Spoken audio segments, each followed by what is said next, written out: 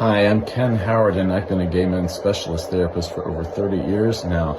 And of course, in that time, I've worked with so many different kinds of guys and backgrounds and ethnicities and nationalities and all that, and lots of different what we call presenting issues, the main reason that somebody comes into therapy or comes into coaching. Sometimes similar ideas, but with differences. But one of those is, of course, abuse survivors, guys who have experienced the trauma of being abused by someone else. It could be physically, it could be emotionally, it could be financially, like in the case of swindles or scams. And then, of course, in the news this week about the selection of the new Pope, the leader of the Catholic Church.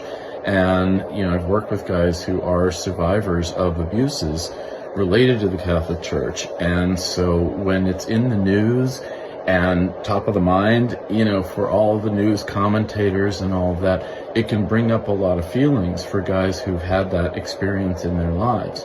And it can make them revisit the anger of what they endured.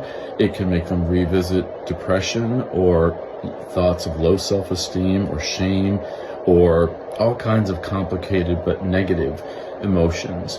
So if that's your situation and the news gets to you because of all this discussion about the prominence of the Catholic Church, and it's not just Catholics, there's clergy of all kinds who've been, betraying families' trust by abusing kids.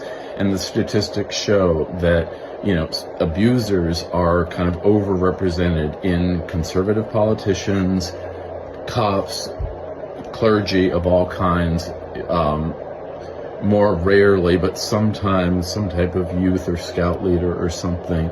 But Who is Making News.com, a trans woman who's a lawyer, documented who the perpetrators are. And a lot of times it's people who fall in those categories. And it's a real problem. And I help guys to kind of fight back psychologically and emotionally from what they've endured from these perpetrators. But if the news is stirring up feelings, it's okay. Just validate those feelings and then try to get support for whatever you're going through so that you can get back to the healing place. And maybe the new leadership in the churches will help to do something about this long-standing and very serious problem.